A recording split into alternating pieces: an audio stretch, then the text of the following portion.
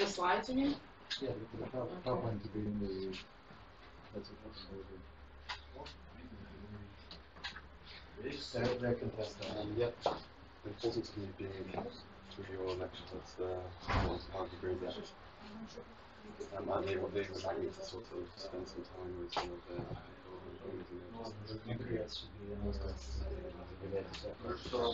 yeah, so everyone's it should be everyone's full. Every session, I think it's at least the first one. Today, I'm saying today, that's today, you'd say today is probably important. Tomorrow, the next day is much a lot more technical. Yeah, well, tomorrow is more workshops, then we can explain it. No,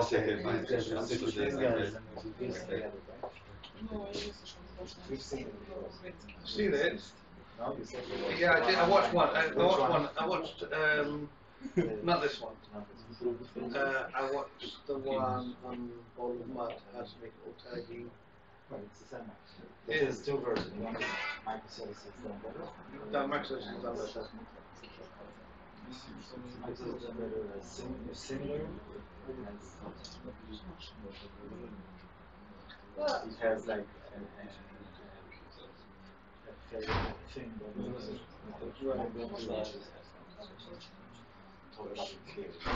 I want to say it because it forces me to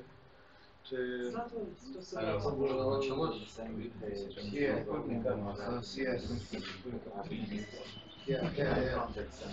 Yeah, exactly. Yeah.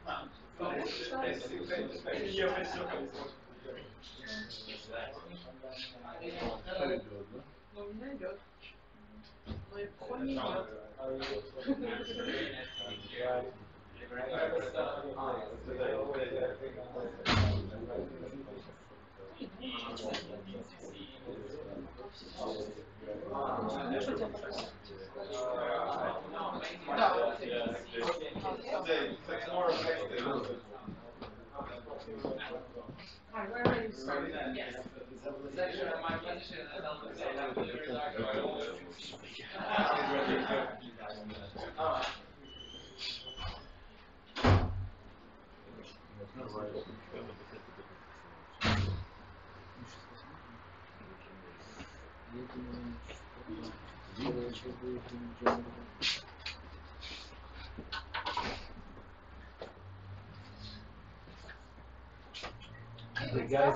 The guys that are online, Yes, yes. how are they? Are they going?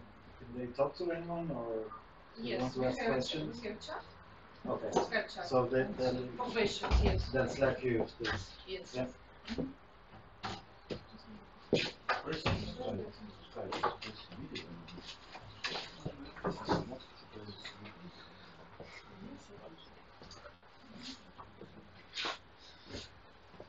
So hi everyone. Hi. I understand that this is the team that works with Danny. No, I'm not here. No? Where are they? The team that works, some of them are here. 1, 2, yeah? Yeah. Let's say now. Is Mitri on his way, or do you know that? Yeah, he's on his way. Yeah. And is the team that works on Danny's project, they're all here? Or online? Yeah. Except for Dimitri. Dmitry will join us soon. Okay. There's a front row reserved for Skype with virtual attendees. Yeah. You're welcome to sit closer to me, I don't bite. I'm not sure about that. Okay. So, for those of you who might wonder what I'm doing here, I came with Danny and Shmuel. I'm from Particular Software, and I'm doing some consulting trying to do some consulting and helping to get the third, is it the third phase of the project? Second phase. The second phase of the project, running in tune or in sync with service-oriented architecture paradigms, okay? The last thing I'm doing really is technical, yeah? I'm doing all kind of things around how to do requirements and how to talk between each other and how to slice and dice the work and how to, you know, do a little bit of technical work, right? But so what we're trying to do today is we'll do meet and greet later and all that. I hope we have the time. The first day is all about just talking about the concepts of service-oriented architecture. Microservices, as you might know it. Anybody knows microservices? Yeah? Anybody did microservices in real life? Project, yeah? In production? Yep. Successful? Also, I don't know. Yeah. Okay, good. But it's good at least somebody here can challenge me. So I'm going to give 3 presentations. One is about the paradigm of service-oriented architecture. What's the idea? What's the big deal? Why are we doing service-oriented architecture and not monoliths? As opposed to monolith. The second one is going to be about decomposing. So basically, a more technical talk. Not the second one. The third one is going to be a technical talk, which is going to be all about decomposing the domain. So basically, how to break down the design of the domain into something that kind of correlates well with service-oriented architecture and distributed systems. And the second one is going to be not my presentation, but will be the Hans presentation about requirements. Okay?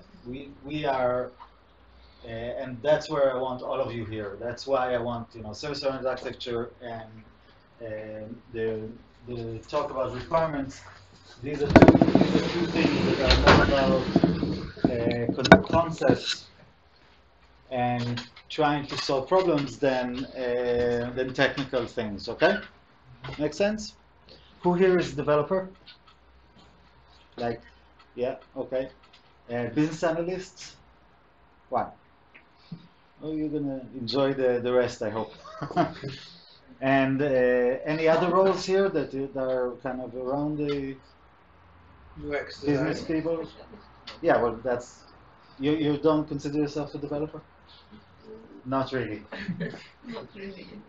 Well, we'll talk about requirements, but yes, you are a you develop everything as like the BA and you know, we're all the same in the same place. Okay, so why do we do service-oriented architecture? I'll start with my story because I'm sure it resonates with a lot of you. Okay, I'm a little bit old. Yeah, I'm like 50 plus. Yeah, in my 50s. So some things that I say that you know, we did it in the past, I mean 20, 30 years ago. Yeah. So, I'm sorry if you won't understand what I'm talking about or won't have the same feeling about it, but that's okay. So I started developing in the 90s, like 80s, 90s, and you know, back then we used to build monoliths. Yeah, that was the way to go, right? You build a website and you build that website was talking to a little database, and the first versions were like local database. Yeah, now we have local DB, right? Who uses local DB? Microservices didn't use local DB. Anyway, no, you know, like it's a file on the same drive, right? In the same app, on the same thing. It's not nothing with networks even, yeah. And then we moved on, and again, the context is like if you had 5,000 users on a website, you were a hugely successful website, yeah. And the website like that, to develop like a little website with maybe a little I don't know, search functionality or a forum or something like that, was the guts of like 30 to 60,000 euros, yeah? Or dollars or whatever you want to call it. Okay, it was expensive and it did nothing, right? It was very basic. It was like brochure websites that had a little bit of functionality for content management. Then we went into content management, yeah. And then the architecture became a little bit more complex, and we started using SQL Server instead of local DBs and Access. You remember Access? Somebody did Access development? Yeah. So it was like initially the database for the website was Access, right? And then the architecture got really complex when we went into the .NET era, yeah. So we moved from writing VB server pages, ASP, and started building layers and tiers, and Microsoft started going like, yeah, you should build a data layer, and we had the data layer, data access factory, was it called? Somebody remember? Enterprise library, yeah? It was a bunch of C# files, initially VB files, then C# files, .NET then, yeah, that were a library to kind of do ADO, right? So we had like data access layer and business access layer, and it's a big business layer, and then it became more and more complicated, and we had service layers, and then we had UIs, and then, you know, so I built everything on that thing, right? And then I started working for blue chip companies, so bigger companies. I moved to Ireland, and I started working for Microsoft and Intel, and I saw the same pattern, yeah, the same problem. We built a really nice system, right? Everything's well designed. We put our heads together with business analysts and business and good, you know, the best, the tiger team, yeah, goes in and does the design, proper, solid design. We put it in production. Everything's cool. Then we go to the, you know, 6 months later. We go through the second phase, third phase of requirements and changes and all that, and it's kind of beginning to show that it's not so agile and not so nice. Yeah? And after 3 years, we rewrite, right? Because after 3 years, we're in this place where if we do any change to the system, it's going to take 3 months to stabilize it and put it back into production. Been there? Anybody happened? Yes. Yes? 1, 2? So I've done it a couple of times, right? And the pain was that I was following Microsoft best practices, yeah? This was like, this is how you build the system, yeah? You design the data model based on the, you know, the DDD or whatever you want to call it, yeah? The diagram for this company or this business. And then once you find the entities, what do? You create tables, right? And then you create your data access layer, and then you create your business layer and the UI, and then you start the interactions, right? Based on your analysis, they should be pretty straightforward. Only then, what happens? Requirements change, right? We get another feature, another thing, and this has to do this other thing while it's doing that other thing, right? And all of a sudden, we continuously make this thing into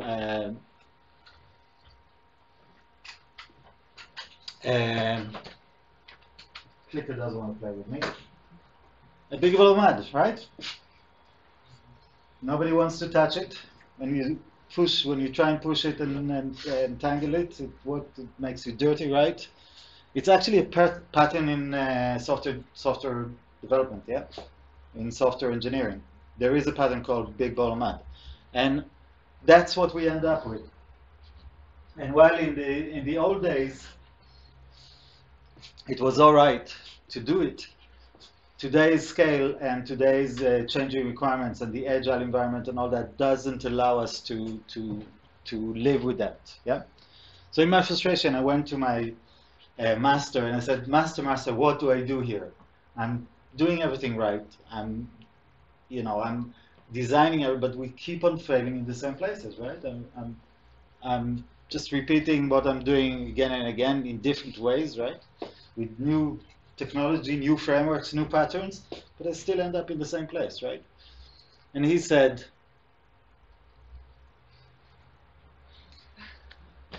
solve the problem you want. You know Yoda, right? I'm not Yeah.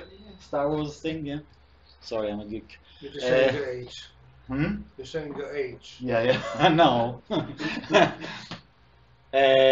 So Yoda said, go with SOA. The coupling is your issue. So what's the story with service-oriented architecture and coupling? coupling is the first thing that we create when we have two things depending on each other, right? Once we have two people and they need to talk to each other, we couple them, right? They need to create some kind of communication channel, and now there is a conversation going. You know, I ask a question, you give me an answer, I do something, I come, you know. If I go to another country and I change the time zone and I move over here or go away or go black, go dark, right? Nobody can reach me. Then the coupling has an effect on someone else. Does that make sense? Yeah. In software, it's a lot more complicated, and it grows exponentially the more stuff we have, right? So if we're building something and we are referencing another thing, so we're building a method that wants to get some data from the database, right? In order to do that, we need a reference to a library, the data access library. That data access library needs references to loads of other things in order to get the connection up and running and do the right thing. Then we need DTOs in order to transfer the data. We might need some ORM in the middle, right, to map our entities to the database and the response and the request and so on and so forth. And that goes on and on, right? So now, what could have been a simple thing of opening an ADO connection and grabbing the data from the database and serializing it to some entity, right, is becoming a lot more, right? Yeah.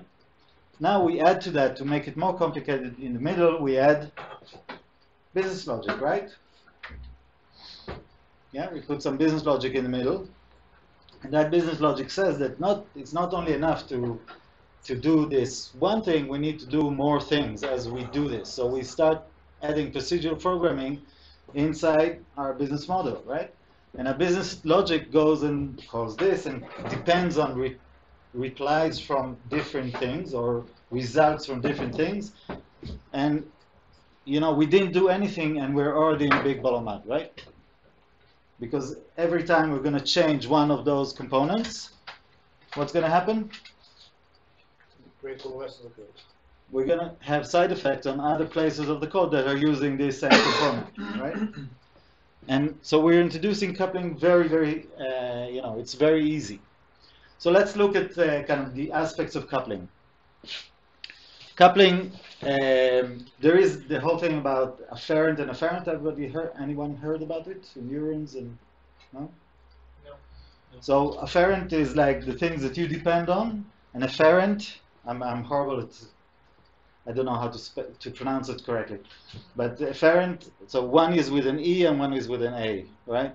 And one is like what you depend on, and the other is what depends on you. The more things you depend on, and the more things that depend on you, the worse the coupling is, right? There's more and more things that you're, obviously, there is no way to get to zero coupling, right? But we have a good balance. We try to get a good balance, and we try to keep the coupling in some context that helps us to reduce the side effects of the coupling, okay? So temporal coupling, the aspect of coupling that is temporal is time-based, yeah? If I do request-response, then I'm now doing, there's time. There's time that I reach out, I get some data, I get a response. All that time that it took to go back and come back, that is my temporal coupling. You know, I have to wait for a response. Make sense? Yeah. Anything that's synchronous communication that goes, you know, web services, database calls, I/O, all those kind of things, they're temporal coupling. Okay. The opposite of temporal coupling is going back and saying something like, you know, I'm sending you a message, right? If I send you a message on Slack or SMS or Facebook or whatever, I don't expect you to answer, right? I'm not, you know, I'm just sending a message. It goes away. I say, yeah, one day you're going to come back to me. Maybe in 2 seconds, maybe in 2 minutes, maybe in 2 days, maybe you never get back to me. Maybe I just texted you and said, oh, you know, I got a new car, and you're not interested, so you're not going to reply to me. It's not interested, right? The opposite of that would be me calling you and saying, hey, you know, where are you? I'm in the shopping center. Good. Can you get me milk? Yeah. Okay. So, but I need to get you to answer my call, and you have to be there, connected, and ready to talk to me, and so on and so forth. Okay. Temporal coupling could also be logical. Yeah. So if we're saying I can't do, you know, I have to charge the credit card before I can go and fill the shipping of the product, right? So that would be, you know, a logical temporal coupling, yeah? So it doesn't matter how many CPUs I run and how many big machines I put. At the end of the day, I'll have to wait for that transaction to complete. Make sense? The other one is spatial coupling. So when I was a junior developer, and for a long time before I, you know, moved on, I used to keep the connection string where? Config file? In my code, yeah.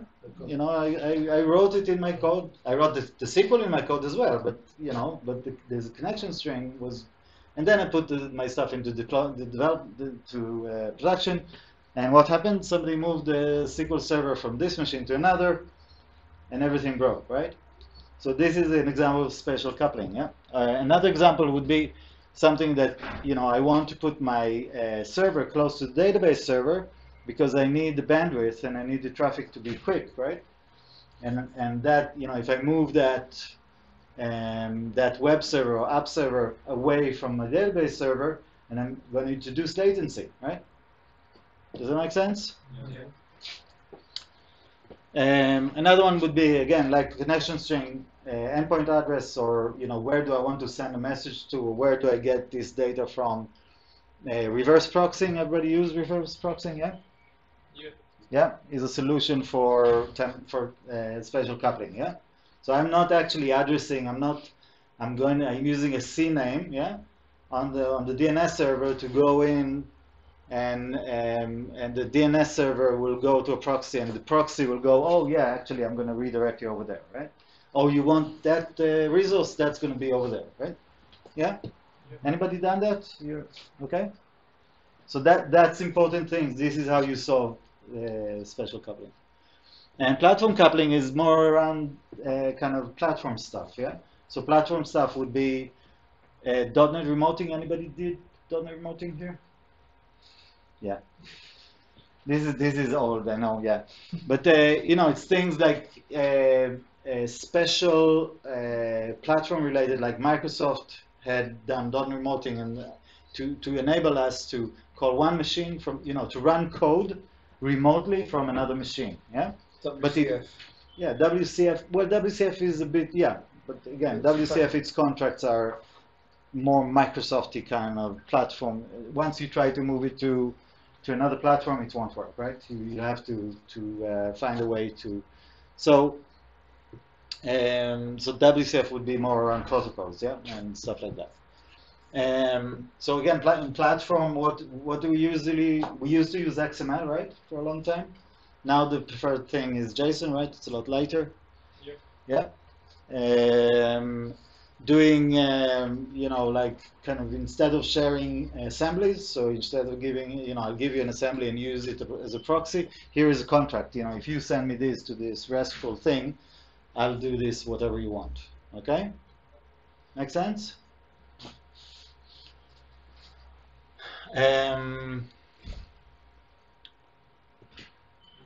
Sorry, I've given you all the solutions already. I haven't given this presentation for a while. Yeah, so temporal coupling, use asynchronous messaging, and we'll talk about it a little bit more during the next couple of days. And publish subscribe. So publish subscribe is this concept of Facebook, yeah? You subscribe to Facebook, right? You say I'm your friend now, and what happens? Get notifications. You get notifications each time somebody does whatever. I'm not going to say bad words.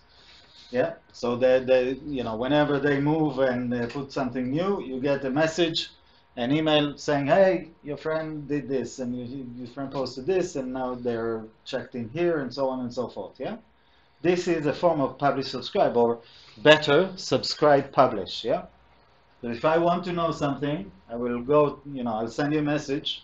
As the publisher, I'll send you a message saying, hey, I want to subscribe to this information, yeah, this contract. Please send it to me every time you publish. Okay? This is a very good way to create some kind of notification, some kind of connection, a very loosely coupled connection between components that are not related. Yeah. So I can subscribe to your event saying account created, and every time an account created, all I get is the ID of the account. Right? I don't need the rest of the data. And I know that now I want to do something. I want to add this account to my, my customer list. Okay, this is what I need. Maybe later I'll listen. I'll subscribe to this other event that goes like, now I want to know if this user is buying anything. Right? Okay. Messaging. We'll talk a lot about messaging, but. Anybody here not do messaging before? You're all, you know messaging, yeah? You're happy with messaging? Yeah? Not happy, but yeah, I know, you can't be happy. But, the concept of messaging at least. Does anybody did try to use messaging for request response here? How did that work? But it worked, but it was slow. Yeah. So doing request response with messaging is an anti-pattern. Yeah. Mm-hmm. It's like this concept. It's like saying, oh, we're gonna do everything asynchronous, and then we're now introducing synchronous kind of actions, communications that are, just going against the whole concept. Okay. So if you're using asynchronous messaging, it's about send, find, forget. Yeah, it's about sending this communication over there, and that's it. Okay. I'll show you later a couple of things. So special solutions, we talked about it a little bit. Yeah. So basically, don't share. Don't put things in compiled scenarios, and if you can't, like reverse proxy, delegate it to an agent or something that will give you the address. Okay. Platform coupling, we talked about it. Okay. So let's talk a little bit about the hidden problems or the big elephants in the room where we talk about development. Okay. The fallacies of distributed computing, just to give you some context, they were written or coined in the 1970s. Okay. So this is a long time ago. This is nothing. That was written by a guy in Sun Microsystems when they didn't do Java. Yeah, they were building networks. That was their thing back then. And they observed when they were looking at problems that people are having in writing distributed systems. So a distributed system is something that has more than one, that has a network in the middle, right? So a monolith with a database is a distributed system, right? Make sense? Yeah? You have to go across the network and get some, you're calling a web service to charge a credit card, that is a distributed system, okay? Very small, very basic, but it is. So they noticed that developers and architects are designing systems as if the network is not there, right? And then they found all kind of other fallacies or other things that were treated as truths, right? So the fallacies say, the network is reliable, for example, right? It's a fallacy, but everybody is treating it as if it's true, right? As if this is the reality. So when we code, for example, I don't know if I have this slide here or not. No. When we code, for example, and we call a proxy, what do? Service dot, yeah? as SVS, var SVS equals new service, right? New web service proxy, yeah? We don't even call it a web service. We sometimes just call it an object, right? It's my credit card component, right? New, credit card component, email component, yeah? And then what we do? We invoke it, right? We invoke that thing, we pass in some data to that service, right? And we expect some data in return. Yeah, var data equals svc.invoke, yeah, or svc.call with the day passing the data over. And what happens? What do we do to safeguard it? We do try catch, right? And what do we do in the try catch? Raise an exception. We catch the exception. Yeah, we catch the exception and what? Don't stop answering. I want them to be a little bit Right. the other guys. What do we do when we catch the exception? Sometimes retro. Retro sometimes, or retry. We retry. Retrying is the best practice I could find. I never saw people doing it, but yeah. When do we retry? In messaging, right? When we have a messaging framework.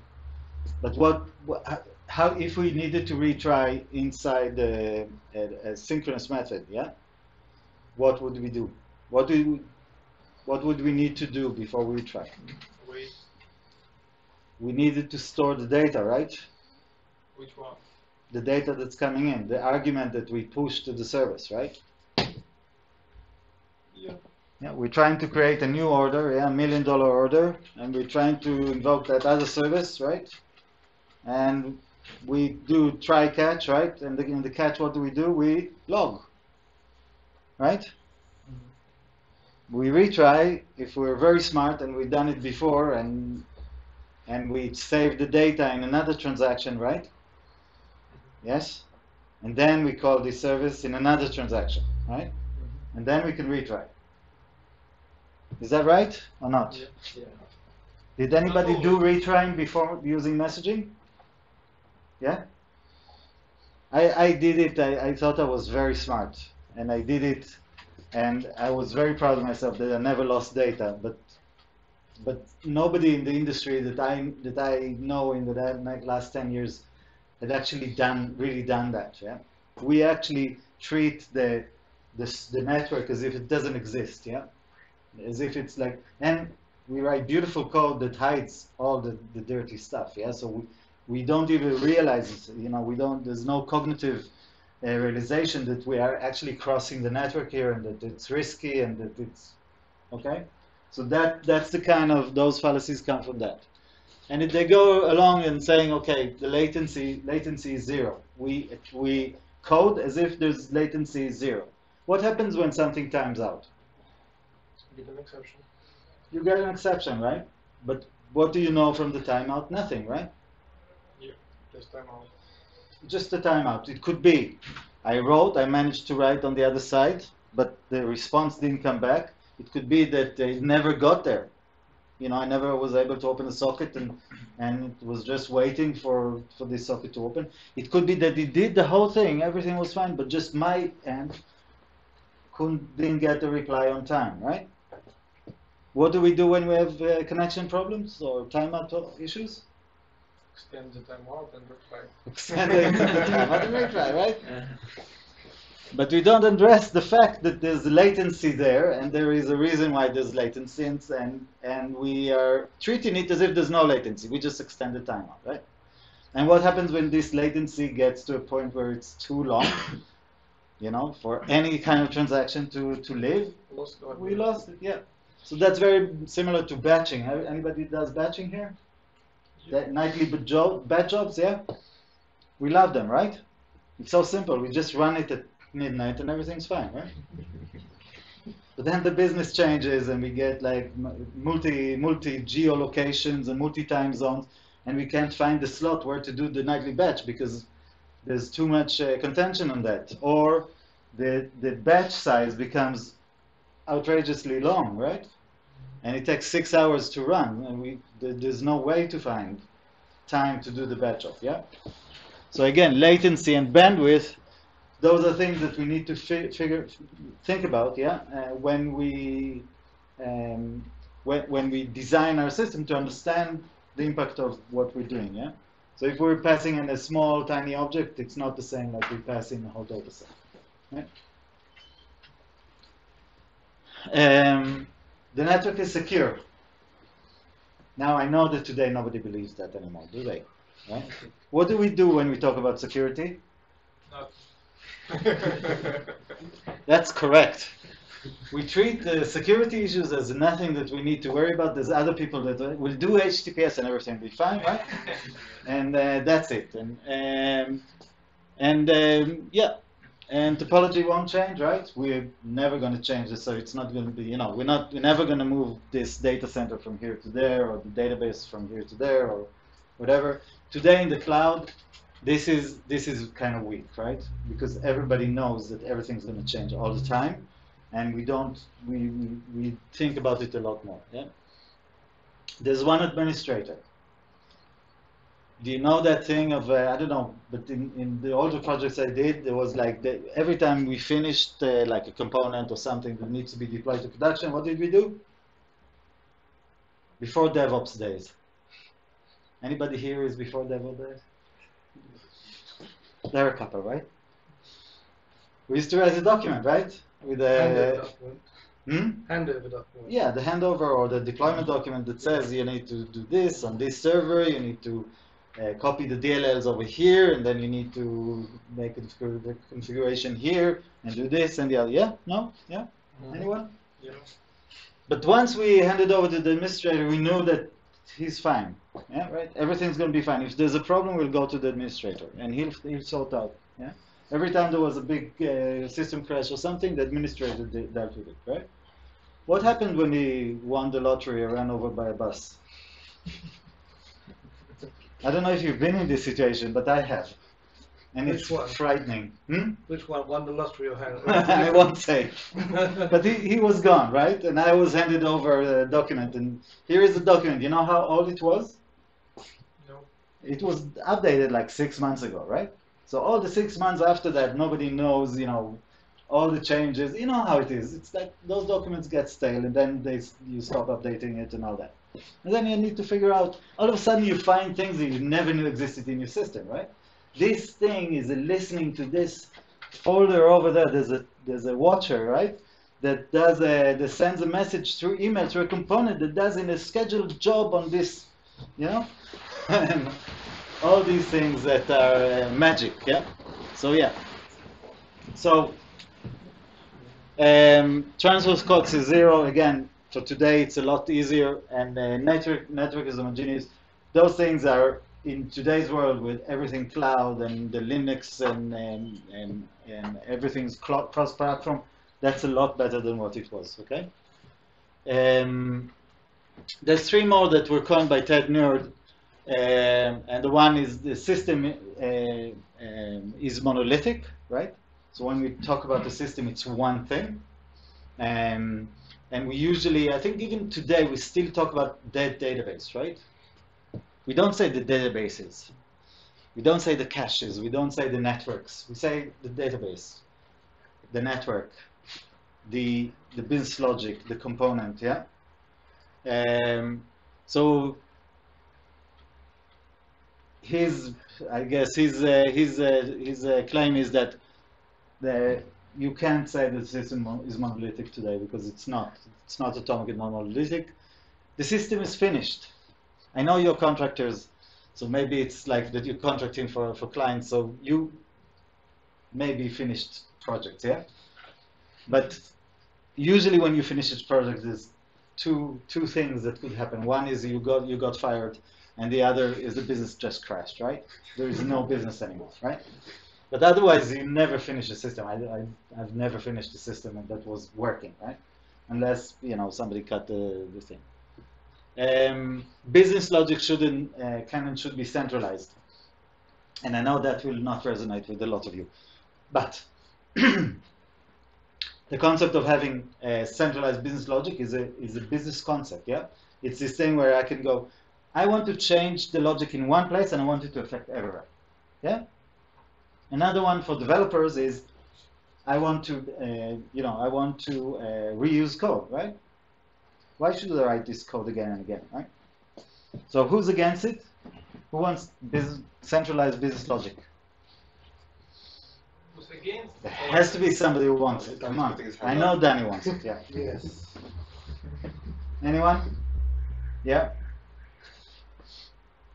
The rest are happy that we shouldn't centralize business logic? What do you mean uncentralized? Just having, like this one thing that, like a workflow engine or a rules engine, right? So a place where everything goes and, we go in through to change a user, we go and check in the business logic, what do we need to do when we change a user's name, yeah? You want to place in terms of deployment? Or No, logically. Just one, you mean one solution, One layer, assembly? one solution or one layer or one tier even, it doesn't matter, but the concept is that every time I do something I will go to this one place where I know that all my business logic lies, right? And I don't need to, so for example, every time I want to issue a loan to somebody, I want to check that he's 16, right? That is 18 and over, or whatever. Yeah, he's not below 18, right? Yep. So there are two options, right? One is to go to the loan component and say, one of the things that you need to check is the age is 16, right? But then I do another type of loan, right? And that lies in another component, and I repeat the same operation, right? I say check for 16 because this is one of the terms of that other loan as well, right? And the other option is to go, no, I have this primary check before I even do a loan that he's over 18, yeah? Sorry about 16, 18. Yeah? So the other option is to go to that component and it will read, it will then I'll go through that to get to my loan component. Does that make sense? Not so much? Yeah, it depends on the man and how you deploy the system, actually. It also depends on the how you deploy the system, but the main problem here is that you're creating a bottleneck, yeah? By design, you're creating a bottleneck, yeah? You're creating something that everything has to go through, yeah? In order to continue, yeah? And it doesn't matter if it's a single business rule or multiple business rules, yeah? The problem with that is that if it's centralized, then it's a single thing, and it applies to everywhere, yeah?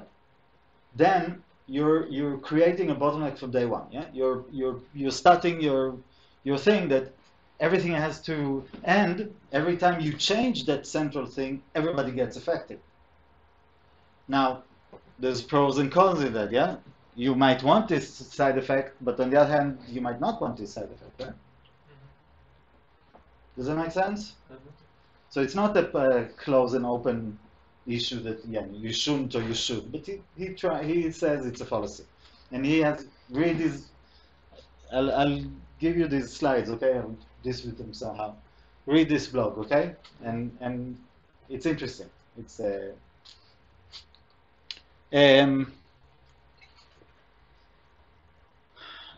sorry. So, any questions about the fallacies, yeah? Any observations, questions, something you wanted to...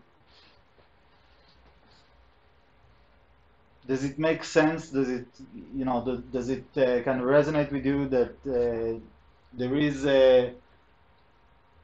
Even if you don't do it, of course you don't do it. It's somebody else. It's like the other developer, the junior developer does that. But do you understand where the problem, how do we drive ourselves into this place where, we're ignoring the network, we're ignoring the problems of networking, yeah? Yeah, that's true. So that's an interesting thing. So when I moved away from, I'm going to use the keyboard instead. When I moved away from the monolith, I built my first service-oriented architecture system, right? thinking I was a genius, right? The first one, I took the different components, the different kind of areas in my code, and built a web service instead of all it being kind of one system or one piece of code. I took everything that has to do with risk over here, everything has to do with finance over here, everything has to do with customer over here, yeah, and created 4 or 5.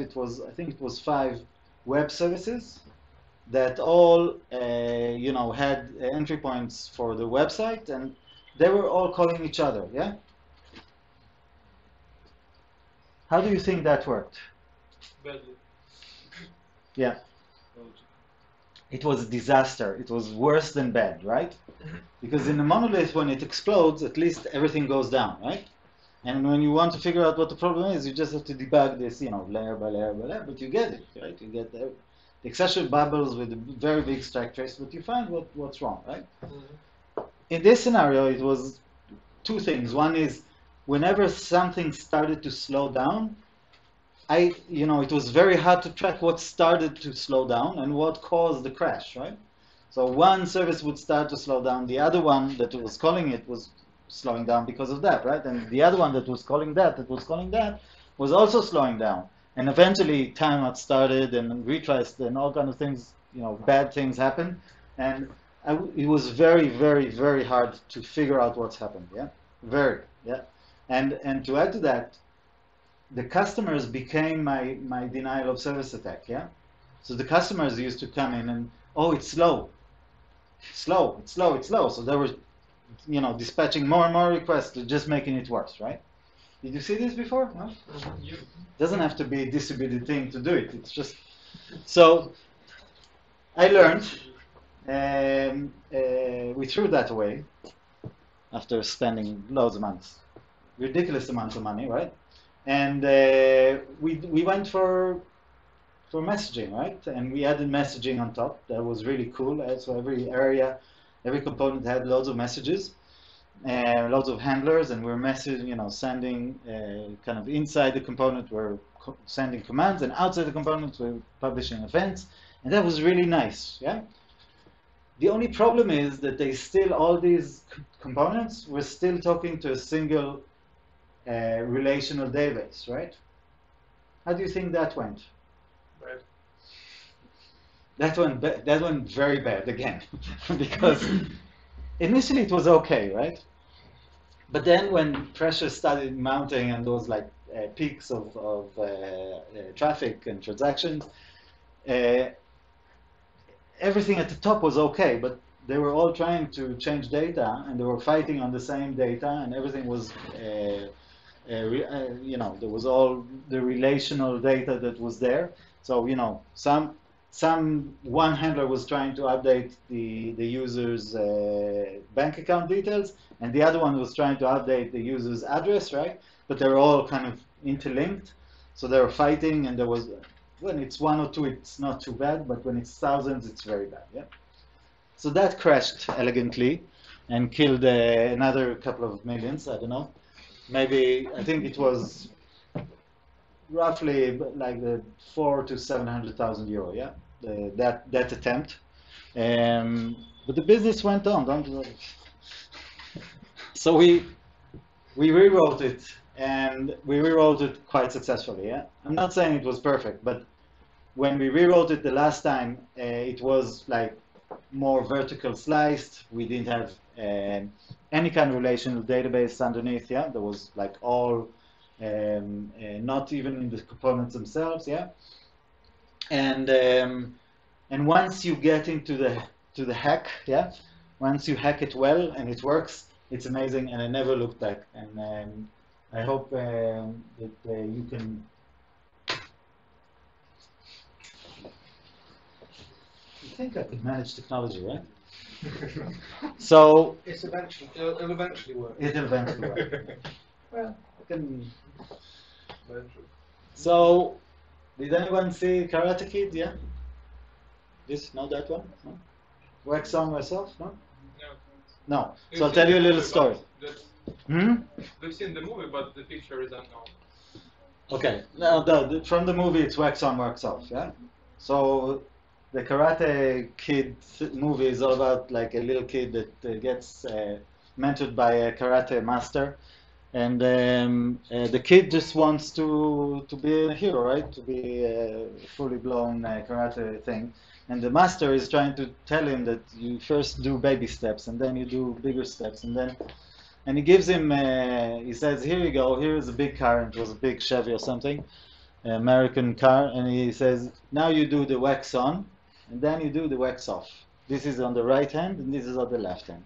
And he was very angry. He did the same with the painting the point is that we start with baby step, with simple things, and no big changes, and no, so let's just talk about kind of the little things that we can do slowly. When we look at the standard monolith, we have like the different layers, and today it's like, how many can we add here? Like a lot, lots of layers. Some of them are vertical as well, like that they go all over the system, kind of thing. And we can see, but generally speaking, we can see that we have tight coupling on the horizontal layer. Yeah, so from here to here, it's horizontally very loosely coupled, very tight coupled. Yeah, so all the UI components talk to each other, and they're all right. But vertically, there's very loose coupling. Yeah, so between the UI to the database, to the business logic, all these between the layers, it's very loosely coupled. Yeah, is that right? Yeah. For a certain time, at least. Initial design would be like that, right? When we go to service-oriented architecture, sorry, that ends up like this, of course, yeah. And so, all the connection between the layers, we try, initially we do a great design, everything is like clean and just, goes to the right methods and so on. But what happens later is somebody comes in and like I come into the project, right? And I'm a shitty developer, junior, and I go in and I have a task to add an email, to send an email each time a user buys something, right? And I go through the code, yeah, this beautiful, the well-defined code, well-designed code, and I can't understand what's going on because every method is like calling another method that calls another method that has factories that do some behaviors on, and I'm like, I'm a junior developer. Come on, I don't understand all this, yeah, this karate thing. So I go and just take a direct link, yeah, and say, no problem. I'm going to go from the UI directly to the database, put a, add a record there, and the nightly job will pick up the email and do it, right? Did we do it? Anyone? No? You're all angels, yeah? Saints. I did it so many times because I just went in and like there was pressure. We needed to, deliver this thing, and there was no one to ask, and I was like, come on. And that's what we do. Eventually, we go. The business logic is too, this is too much. We just bypass this. We just do this through here. There's too many side effects, yeah?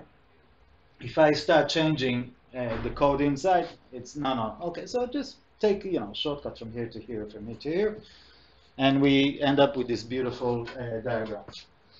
Instead, when we go to kind of service-oriented architecture, we're trying to vertically, do vertical slicing, okay? The idea is to turn the whole paradigm on its side, yeah? So we're taking the tight coupling that we had horizontally and make that tight coupling vertically, okay? And that the point is that we're trying to make the tight coupling thin, okay? So we're not doing big layers and big vertical slices, but we try to take thin vertical slices. And it's very important that we do this with all the way down to the database, yeah? Okay? So we slice our design to be vertically, and we own our data. So each vertical slice effectively has like, it's logically at least, yeah, it doesn't have to be a separate database. It doesn't have to be a separate, you know, you don't have to go okay, this is going to be MongoDB and the others that's NoSQL and that's going to be GraphDB. Yeah, it's not that. It's about just defining what is the vertical slice doing and what is the responsibility for it, and it's the only one that owns this piece of data. Okay, owns means that you can change it. Okay, all right. By doing that,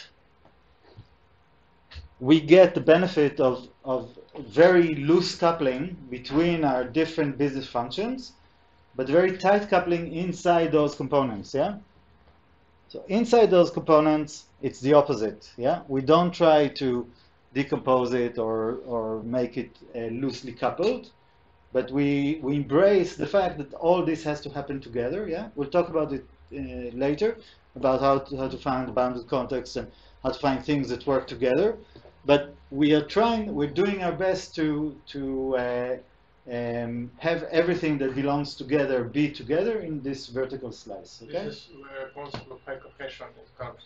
Yes. So inside those business components, there's very high cohesion, there's very tight coupling, everything is also encapsulated. Yeah. So from the outside, you wouldn't need to know anything about this. You just need to send it a message to do something. Okay.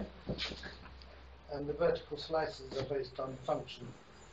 Yeah, so we talked about it in the last talk that is more technical, but the idea is instead of focusing on data models, we focus on business functions. Yeah, so we yeah. So the context of the operation that we're trying to do is what drives which fields are in this vertical. Okay, and I'm saying fields and not entities because the entities in a distributed system that is well designed are going to be everywhere, right? Okay, we'll come back to that later. So we'll have a whole talk about business domain composition, okay? But the concept is that we don't, and forget the word business because that annoys all us developers, right? It is about what are we trying to do, okay? What is the function that this component wants to do? If I want to create an account for a user, and I'm taking this as a basic, it's very basics, then what do I need to do in order to create an account? Very little, right? I need some ID. I can generate an ID, a GUID in my whatever. And then I need his email. I need first name, last name, maybe a contact information, right? But that's more or less it. Yeah, you have more ideas? Account name. Account name. Yes or no? Yeah. But let's say I need the account name. But again, this is all I need. So I don't need to know his gender. Yeah, just to open the account, I don't need to know his gender. If I just want him to log in, I need even less. Yeah. So just the account, just to allow him to log in, I might need even less. I don't need his address. I don't need his bank account. I don't need all the things that usually we associate with the user on in our entity model, right? Make sense? So that component is gonna have 5 fields, right, or 3 fields, and we're gonna have a couple of functions there that describe the process of creating a user. So it's gonna be like, enter username and password, yeah, for that email. Then we might have in this what we call a bounded context. We need to also verify that his email is valid, and we also need to verify that the phone number he put in is the right phone number. Okay, let's imagine that, right? Then all these are this is a bounded context of creating a user account, right? So I don't care about his address. I don't care about his bank account. I don't care about his eye color, his nationality, or anything like that. Yeah. Does that make sense? And that would be like, these fields are going to be in this component. No other fields, nothing to do with the user. And I'll create another component, for example, to charge his, his account, bank account details or his credit card details, right? And that would be on the blue service, right? It's not on the yellow service. And the blue service is going to be the one that's going to do financing stuff, right? And I need the ID, the user ID. I need his bank credit card details, and I might need some verification from Visa or whatever, yeah? Does that make sense? Do you see how the user entity is now spread all over the shop? Okay, we're going to talk about it in a totally separate thing. So vertical slicing, as I said earlier, so again, trying to, instead of looking at it on the horizontal level, we look at it on the vertical level. By doing that, we allow ourselves to get a more distinct, autonomous kind of components that can do everything by themselves. They don't require the other layers, yeah? And in fact, they don't require layers at all, okay? Talk about it later. Using asynchronous messaging, and again, messaging is used only for state changing operations. If we need to read data, we don't use messaging for that, okay? So, are we all on the same page on state changing operations? It's like this thing that we do when we want to change thing, from one state to another. So it's not about data reading, it's not about caching, it's about, I want to create a new user, I want to add a phone number, I want to do this thing, right? Okay? One of the important principles here is that only each component owns its own data, okay? So there's only one component who can create an account in the whole system. And nobody else can mess with that data, okay? Mess as in add things into it. All right?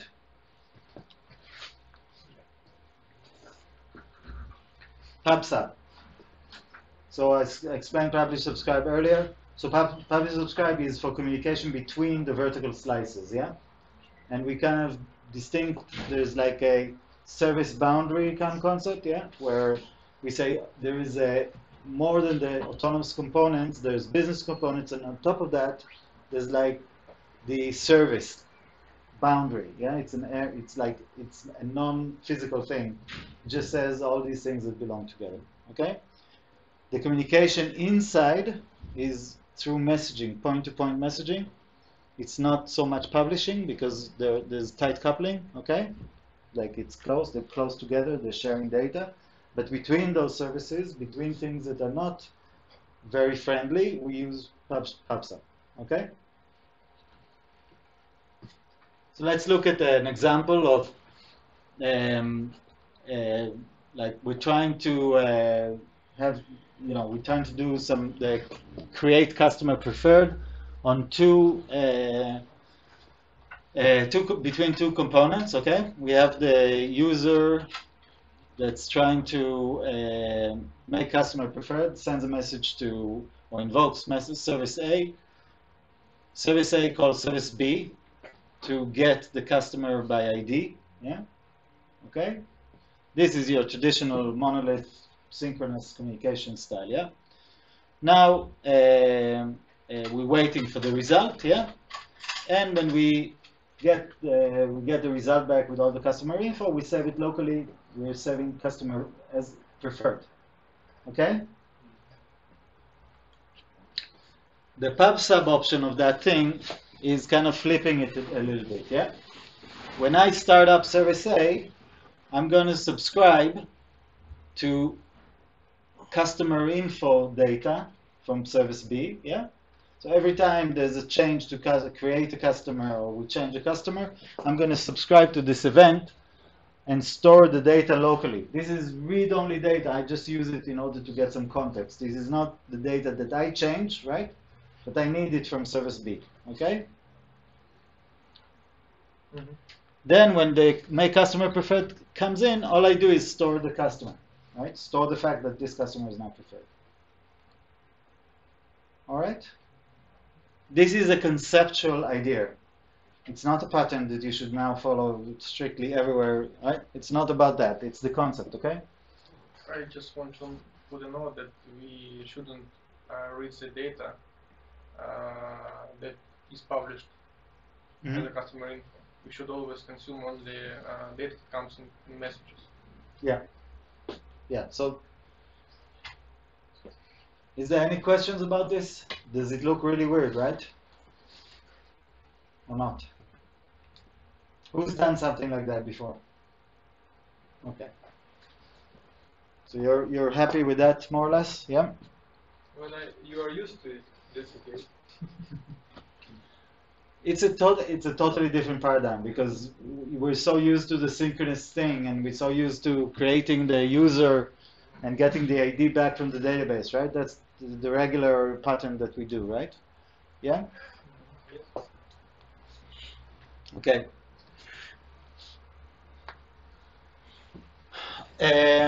These concepts are more from clean code and more from ancient XP, yeah? So in the 80s, there was this movement when object orientation came along. There was this movement that tried to create patterns in software engineering that are, you know, super duper good. It's the best way to go about writing software. But it still applies here, and that's why we're going to go through this. So command query separation, anybody heard of that? Not CQRS, CQS? CQS, command query separation. This is a basic concept, and it says that when you try to make a state change to a component, you're not getting data back in the same code, okay? And that means that now you can try to create a change and then read data from two different channels in two different operations, okay? It's very, very important to start bringing air to coupling, yeah? So reducing coupling around. Explicit intentions and naming. So you probably all heard about it, but you know, the example that I take usually is the update user thing, right? So what does update user mean? Nothing. Yeah? It means something in a context. Yeah, where is the context? You should identify context in the name. Sorry? You should identify the context. It would have been a lot simpler if the context was in the method name, right? And not me looking at what's coming in, and then in the code to go and figure out, oh yeah, we have this. Oh yeah, if this field is changing, it's doing this. If not, yeah. You're right, but that's not always possible. It's always possible. Always. Sometimes we are restrained with time, so we can. Oh, so you are pragmatic, right? Kind of. That's an excuse to be sloppy, but that's okay. There is no excuse to write update user. Yeah, there is no excuse, right? It's not. It's just this thing that you're writing. If you don't have time, it's great. You know why? Because you just need to write a method that does exactly what you're doing right now, right? And it's not update user. You will.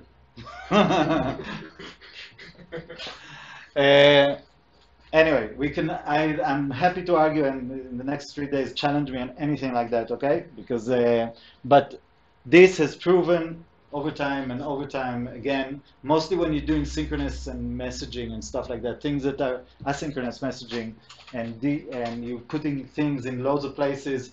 If you have good names to the messages and the handlers and the rest of the things, then it's easy to understand what's going on. You don't need to interrogate the code in order to understand what's going on, and you can't hide all kind of business logic inside those, generic, create task. Yeah, you can put a world and the kitchen sink inside, right?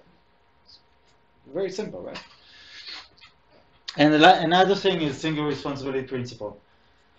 Single responsibility is all about doing one thing in a method, yeah? And we rarely do that, yeah? It's really, really hard to do. And it's all about just going like, I need to do one thing in this method. This is creating the user's phone number. I've created the phone number. Do I need to do more things? Yes, I need to do more things. Send a message to the next component or invoke another method, yeah? To go and do the next thing, right?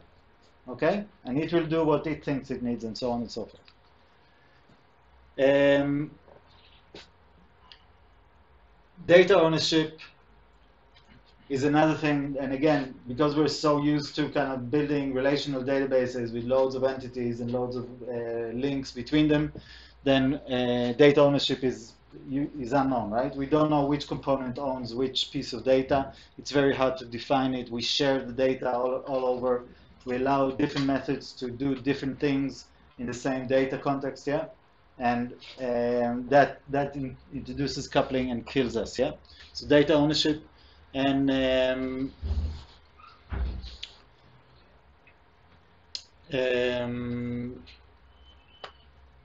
that's supposed to be asynchronicity and business state.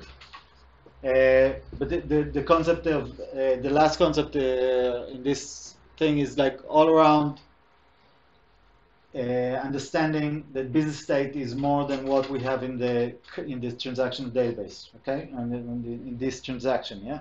So it's all about, you know, the business has a meaningful state, and we need to identify that state. What is it?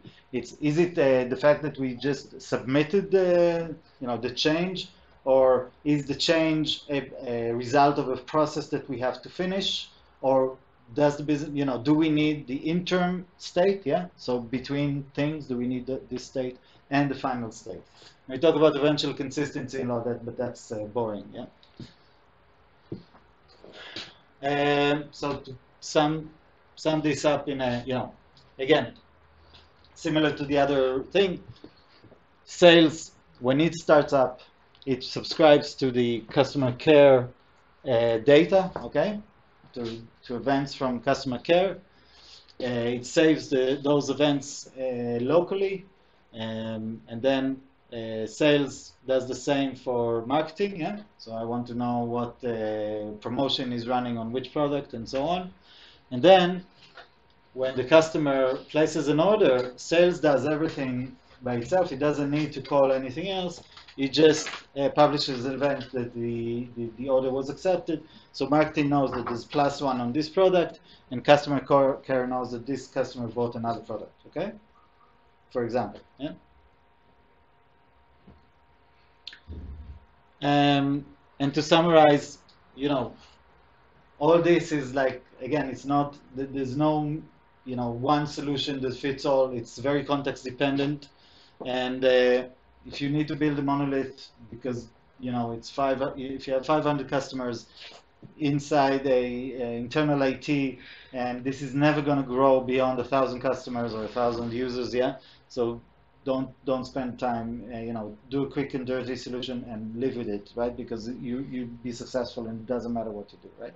But if you're looking at scale and you're looking to maintain things for years and, and all that, then things are, service oriented is the right thing. And about pragmatism, yeah, be pragmatic and focus on the job at hand and not how to, just kind of, how do you say, slack it, yeah? Just shortcut, giving the excuse that I'm pragmatic, I don't have time, there's no resource, there's no money, and whatever, yeah? And try to avoid all aspects of coupling when you're thinking about the problem rather than when you're coding, yeah? So starting the thinking and understanding what are we looking for, what are we trying to do, and try to avoid coupling in the business process as much as in the code, okay? That's it. Any questions?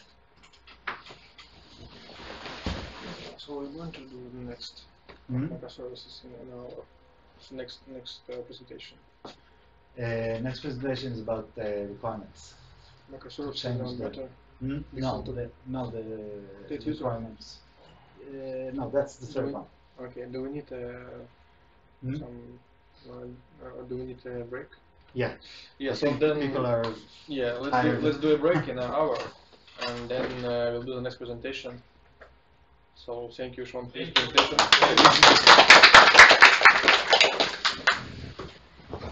On this presentation, there was a slide with wax off and wax on, and the name was in wax off and wax on. Or there is 2 times it shows on the slides. Yes, there's a. What's on? This, yes, it is. Yeah, that's a. Why it's No, it's just a mistake. okay. I need to. I didn't clean up this slide. Maybe it's what I want to see. Maybe it's what I want. Yeah, no, it doesn't matter. The idea is, you you do this and then you do that. And you do this and then. It's a good, you know, good way to describe wax on and wax off. It's a very good way to group what you have wrote. So it's coming up to you. I do like that. so what about the dinner? I don't know. I'm not. Whatever you want. Do you want to get I usually don't eat lunch because once I eat lunch, all I want to go to do is go to sleep. Okay. So probably So we I can- do a snack, like a coffee and something. Probably we can then do lunch after the next Sure. Yeah. presentation. Yeah. Whenever you want. I'm happy to. I'm at your. Okay. Okay. The people are a bit just inactive. Shock. Yeah. No, that's it's different audiences. I very much like to see that people are engaged. There are- It's boring, that it's not. Yeah, because a lot of non-developers here, so that's why.